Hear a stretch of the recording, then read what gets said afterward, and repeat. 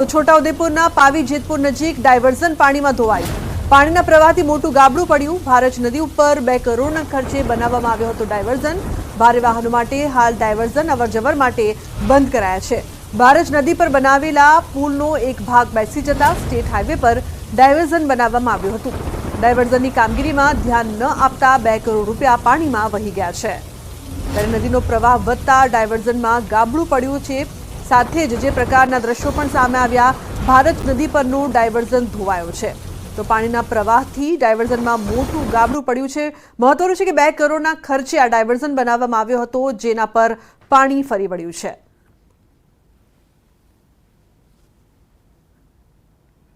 તો સતત ભારે વરસાદની વચ્ચે 2 કરોડના ખર્ચે બનાવાયો હતો ડાયવર્ઝન અને તેને નુકસાન થયું છે। નદીનો પ્રવાહ વધતા ડાયવર્ઝનમાં ગાબડું પડ્યું છે। ઉલ્લેખનીય છે કે સતત વરસાદ વરસી રહ્યો છે।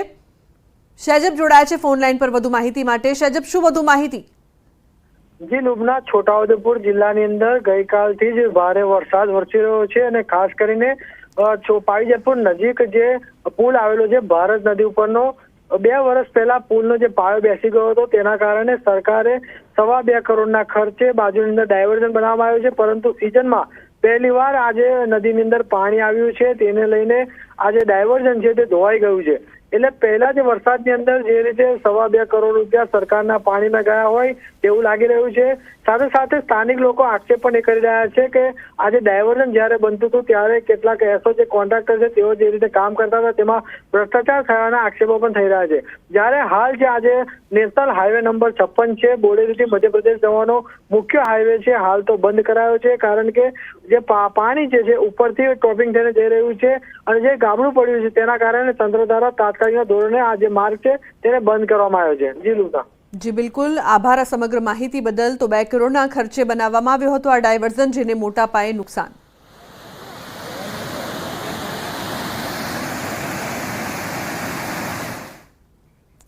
ઉપરવાસમાં ભારે વરસાદ બાદ છોટાઉદેપુરમાં નદીઓમાં સારી આવક થઈ છે અને કેટલીક નદીઓ 2 કાંઠે વહેતી થઈ છે। નસવાડીમાં આવેલી અશ્વિન નદીમાં ઘોડાપૂર આવ્યું છે। અશ્વિન નદી જોવા મળી ભયજનક સપાટીએ। અશ્વિની નદીનું રૌદ્ર સ્વરૂપ જોવા મળી રહ્યું છે। સિઝનમાં ફરી એકવાર નીર આવતા નદી તોફાની બની 2 કાંઠે વહેતી જોવા મળી। નસવાડીના ડુંગરાળ વિસ્તારમાં નીકળી નદી મળે છે ચાંદોદ ખાતે। નદીની ભયજનક સ્થિતિના પગલે નીચાણવાળા ગામોને સતર્ક કરવામાં આવ્યા।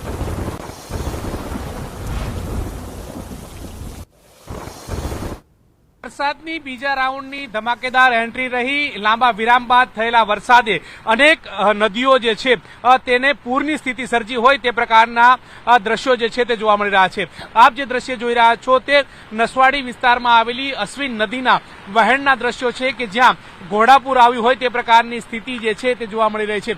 મહત્વનું એ છે કે અશ્વિન નદીના વહેણનો જે વધારો થયો છે, જે તરફથી વહેણ આવી રહ્યું છે તે ડુંગરાળ વિસ્તારમાંથી જે વહેણ જે છે તે અશ્વિન નદીમાં ભળતાની સાથે આ પ્રકારના ઘોડાપૂર જેવી સ્થિતિ જે છે તે સમગ્ર નદીની અંદર જોવા મળી રહી છે। આ ઘોડાપૂર જે છે તે અત્યારે હાલ ડભોલ, ચાંદોર, કરનારી તરફ જઈ રહ્યું છે અને મહત્વનું એ છે કે નીચાણવાળા વિસ્તારો જે છે તેને એલર્ટ કરી દેવામાં આવે છે। જોકે નસવાડી વિસ્તારની અંદર થોડો વરસાદ થાય છે અને અશ્વિન નદીની અંદર પૂર્ણ આવવાની જે સ્થિતિ જે છે તે દર વર્ષે જોવા મળતી હોય છે। ફરી એકવાર આ જ પ્રકારના દ્રશ્યો જે છે તે સર્જાઈ રહ્યા છે। મહત્વનું એ છે કે હવામાન વિભાગે પણ ભારેથી અતિભારે વરસાદની આગાહી કરવામાં આવી છે। અત્યારે હાલ તમે જોઈ રહ્યા છો કે એક તરફ નદીનું વહેણ જે છે તે પૂરજોશમાં વહી રહ્યું છે અને વરસાદ પણ ધીમી ધારે શરૂઆત જે છે તે જોવા મળી રહી છે। વહેણ જોતાની સરખે લાગી શકે છે કે કેટલા પૂરજોશની અંદર આ જે ઘોડાપૂર આવ્યું હોય તે પ્રકારની સ્થિતિ જે છે તે જોવા મળી રહી છે। મહત્વનું એ પણ છે કે જ્યારે જ્યારે વરસાદ થાય છે ત્યારે આ જ પ્રકારની સ્થિતિ આ વિસ્તારમાં જોવા મળતી હોય છે। અગાઉ પણ જ્યારે વરસાદનો પ્રથમ રાઉન્ડ હતો ત્યારે પણ આ જ નદીની અંદર આ જ પ્રકારનું વહેણ જે છે તે નદીની અંદર જોવા મળ્યું હતું અને ફરી એકવાર આ જ પ્રકારનું વહેણ જે છે તે ગઈકાલે વરસાદ થયો હતો અને ત્યારબાદ આ સમગ્ર પરિસ્થિતિ જે છે તે અશ્વિન નદીની અંદર જોવા મળી રહી છે। જોકે નીચાણવાળા ગામોને પણ એલર્ટ કરવાની નોબત આવી છે। કેમેરા પર્સન પંકજ મકવાણા સાથે ગૌતમ શ્રીમાળી, ન્યૂઝ 18 ગુજરાતી, નસવાડી, છોટાઉદેપુર। તો ઉત્તર ગુજરાત ઉપરાંત પાડોશી રાજ્ય રાજસ્થાનમાં પણ ભારે વરસાદ ખાબક્યો છે। ખાસ કરીને રાજસ્થાનના જાલોરના જસવંતપુરા પાસે આવેલ સુંડા માતા ટેકરી પર ભારે વરસાદ। સવારથી વરસાદ પડી રહ્યો છે, જેના કારણે પર્વતીય ઝરણા પૂર ઝડપે વહી રહ્યા છે। સુંદામાતા તીર્થસ્થાન તરફ જતી સીડીઓ પર પાણીનો ધોધ વહેતો થયો। ટેકરી પર આવેલા મંદિરની સામેના રસ્તાઓ પર 3 ફૂટ સુધીના પાણી વહી ગયા છે। જાલોરનું એકમાત્ર પહાડી પર્યટન અને તીર્થ સ્થળ પર ભારે વરસાદના કારણે તીર્થયાત્રીઓ અને પ્રવાસીઓએ પણ સલામત જગ્યાઓ શોધી કાઢી હતી। સુંદામાતા પર્વત પર ભારે વરસાદમાં ગુજરાતના 5 યાત્રીઓ તણાયા હતા, જેમાં પોલીસ અને સ્થાનિકોએ 4 યાત્રીઓને સુરક્ષિત રીતે બચાવી લીધા, જ્યારે એક મહિલાનું તણાઈ જતા મોત થયું। તો જે પ્રકારના દ્રશ્યો રાજસ્થાનના જાલોરથી સામે આવી રહ્યા છે, એક ગુજરાતી મહિલાનું મોત નીપજ્યું। સુંદામાતા દર્શન કરવા માટે તે ત્યાં ગયા હતા। સીડીઓ પર પાણીનો જોરદાર પ્રવાહ જોવા મળી રહ્યો છે। એક્સક્લુઝિવ દ્રશ્યો અત્યારે આપ જોઈ રહ્યા છો। રાજસ્થાનના ઘણા ભાગોમાં તોફાની વરસાદ છે તે વહી રહ્યો છે, ત્યારે 5 ગુજરાતીઓ છે તે ફસાયા હતા, જેમાંથી 4ને બચાવી લેવામાં આવ્યા, જ્યારે એક મહિલાનું વહી જતા મોત નીપજ્યું છે। ઉલ્લેખનીય છે કે સતત વરસાદ છે તે ગુજરાતની સાથે સાથે રાજસ્થાનમાં પણ મેઘરાજા તોફાની બેટિંગ અહીં કરતા જોવા મળી રહ્યા છે, જેના કારણે જનજીવન પણ ઠપ થયું છે। દ્રશ્યો જે આપ જોઈ રહ્યા છો, પાણીનો વહેણ છે તે કેટલો તીવ્ર છે તે જોઈ શકાય છે। રાજસ્થાનના જાલોરના આ દ્રશ્યો છે। સુંદામાતાના પહાડી વિસ્તારમાં ધોધમાર વરસાદની વચ્ચે લોકોને પારાવાર મુશ્કેલીનો સામનો પણ કરવો પડી રહ્યો છે।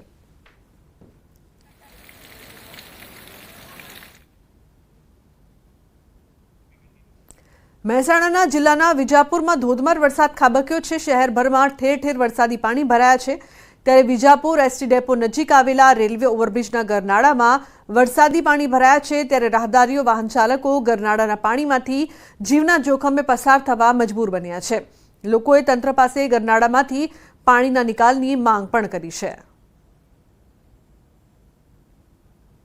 રાજ્યભરમાં સવારથી જ વરસાદી માહોલ છે અને તેમાં પણ ખાસ કરીને ઉત્તર ગુજરાતમાં ધોધમાર વરસાદ જે છે અલગ અલગ જિલ્લાઓમાં વરસી રહ્યો છે। અને હાલ અમે ઊભા છીએ મહેસાણાના વિજાપુર તાલુકામાં, કે જ્યાં હાલ આપ જે જોઈ શકો છો કે વિજાપુરનું આ રેલવેનું ગરનાળું છે। એસટી ડેપો પાસે આવેલું આ રેલવેનું ગરનાળું અત્યારે પાણીથી છલોછલ ભરાઈ ચૂક્યું છે। જે પ્રકારે વરસાદ વિજાપુરમાં ખાબક્યો છે, 4 કલાકમાં 8 ઇંચ વરસાદ જે છે તે પડ્યો છે અને તેના કારણે વિજાપુરની સ્થિતિ બદતર થઈ ચૂકી છે।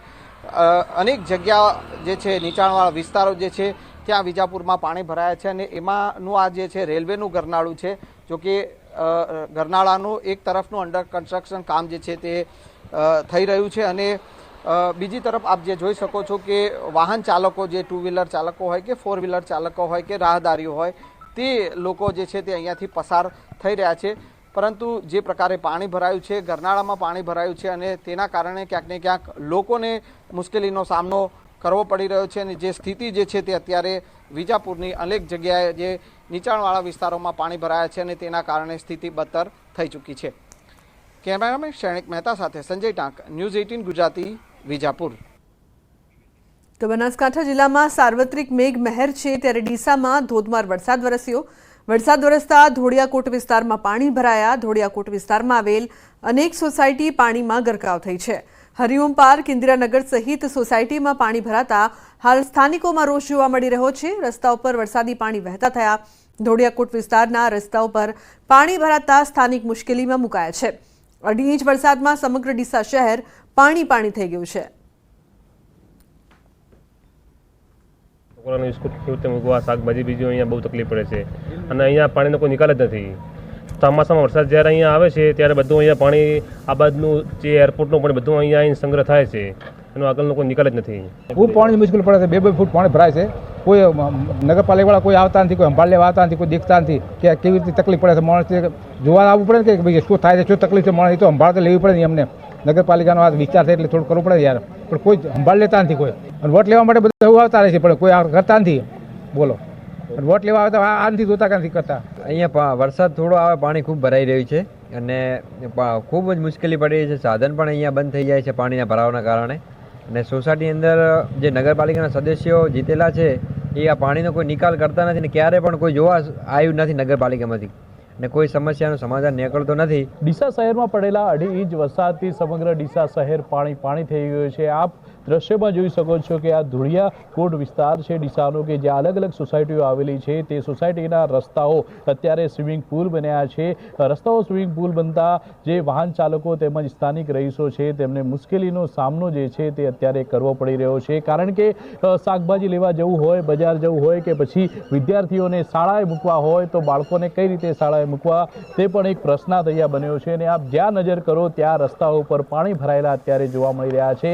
આમ 2.5 ઇંચ વરસાદની અંદર ડીસા શહેરની જે અનેક સોસાયટીઓ છે તે સોસાયટીઓ પાણીમાં ગરકાવ થઈ જવાના લીધે મુશ્કેલીનો સામનો જે છે તે રહીશોને કરવો પડી રહ્યો છે। અને જે અહીંના સ્થાનિક રહીશો છે તે અત્યારે નગરપાલિકા પર રોષ ઠાલવી રહ્યા છે, કારણ કે આજે ડીસા શહેરના અલગ અલગ તો બપોરે 4 વાગ્યા સુધી મેઘરાજા ભૂક્કા બોલાવી દેશે, હવામાન વિભાગની તોફાની આગાહી। બપોરે 4 વાગ્યા સુધી 11 જિલ્લા ખૂબ સાવધાન। બપોરે 4 સુધી 11 જિલ્લામાં રેડ એલર્ટ। બનાસકાંઠા, પાટણ, મહેસાણા, સાબરકાંઠા, ભરૂચ, નર્મદા, સુરત, તાપી, ડાંગ, નવસારી, વલસાડ ઉપરાંત દમણ અને દાદરાનગર હવેલીમાં અત્યંત ભારે વરસાદ થઈ શકે છે। અમદાવાદ સહિત 19 જિલ્લામાં ઓરેન્જ એલર્ટ આપવામાં આવ્યું છે। અતિ ભારે વરસાદની સંભાવના, જ્યારે 3 જિલ્લામાં ભારે વરસાદ થઈ શકે છે। તો બપોરે 4 વાગ્યા સુધી 11 જિલ્લાને ખૂબ જ સાવધાન રહેવું પડશે। 11 જિલ્લામાં રેડ એલર્ટ છે, તો બીજી તરફ 19માં ઓરેન્જ એલર્ટ આપવામાં આવ્યું છે। એટલે આ તમામ વિસ્તારોમાં 4 વાગ્યા સુધી ભારેથી અતિ ભારે વરસાદ થાય તેવી સંભાવના હવામાન ખાતા દ્વારા જે પ્રકારની આગાહી આપવામાં આવી છે। બપોરે 4 વાગ્યા સુધી મેઘરાજા ભૂક્કા બોલાવી દેશે તેવી પરિસ્થિતિનું નિર્માણ થઈ શકે તે પ્રકારની આગાહી હવામાન વિભાગ દ્વારા આપવામાં આવી છે, જેમાં કેટલાક વિસ્તાર છે જ્યાં રેડ એલર્ટ આપવામાં આવ્યું છે। 11 જિલ્લાને ખૂબ જ સાવધાન રહેવું પડશે, કારણ કે 4 વાગ્યા સુધી 11 જિલ્લામાં રેડ એલર્ટ આપવામાં આવ્યું છે, જ્યારે 19 જિલ્લામાં પણ ભારે વરસાદ થઈ શકે છે, જેના માટે ઓરેન્જ એલર્ટની આગાહી કરાઈ છે।